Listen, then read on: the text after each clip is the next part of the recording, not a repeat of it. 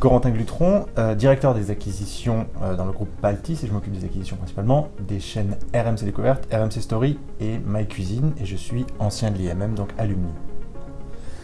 François Lhomme, directeur commercial de Glens. Glens, c'est le département international de médiamétrie qui fournit des informations, des données sur les programmes pour les télés, les producteurs, les distributeurs du monde entier. J'ai fait l'IMM en 2018-2019. Rosaluna Palma, j'ai la chance, parce que c'est une chance, de diriger l'Institut Multimédia, l'IMM, qui est un organisme de prospective et de formation dans le secteur des médias. Notre promo Hemingway, c'était une formation, mais c'était aussi une aventure au long cours qui nous a occupés de novembre à juillet,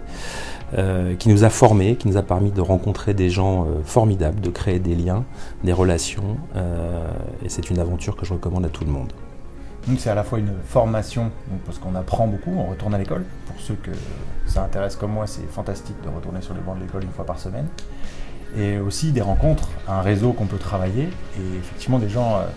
qui sont dans le même genre de métier, mais qui n'ont pas les mêmes métiers, ce qui permet d'avoir un regard un peu extérieur et de prendre le recul sur nos propres métiers et de découvrir les métiers des autres. Nous avons souhaité mettre en place EdFlex au sein de l'IMM pour pouvoir mettre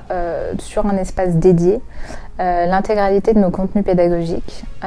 et pour pouvoir permettre à nos participants de suivre à distance les MOOC avec à la fois un service de digital curateur à leur disposition en plus de l'équipe pédagogique de l'IMM pour s'assurer du succès de chacun dans le suivi de ces programmes à distance. J'ai beaucoup aimé cette éducation 2.0 qui permet, quand on est professionnel, de pouvoir se mettre sur ces sujets quand on a un peu de temps. En tout cas, on a une base commune de connaissances grâce à l'intermédiaire de ces MOOC qui sont très intéressantes, qui permettent de se mettre à jour facilement.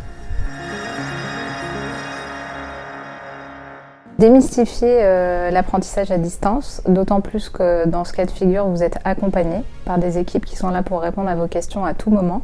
que c'est un moment personnalisé puisque vous le suivez à votre rythme et quand vous êtes disposé à le suivre, et que c'est une chance puisque 100% des MOOC, quand ils sont accompagnés, aboutissent à un succès. Ce que j'ai pas fait et ce que je vous conseille de faire, c'est de s'y mettre suffisamment tôt pour pouvoir digérer au fur et à mesure les différentes étapes de MOOC qu'on n'a pas forcément le temps de digérer quand on les fait un peu au dernier moment ou en tout cas un peu trop vite. Donc c'est beaucoup plus simple, beaucoup plus rapide, beaucoup plus efficace si on s'y met le plus tôt possible. J'en pense que du bien que la formation évolue. Les formats digitaux et l'apprentissage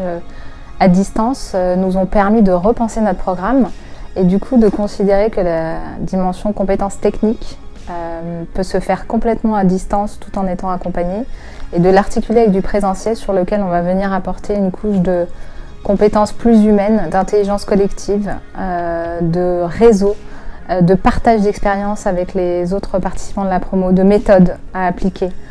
sur des sujets qu'on aura vus à distance et du coup ça donne toute sa richesse à l'ensemble et ça permet de se concentrer sur les forces de chacun des dispositifs et ça ouvre le champ des possibles.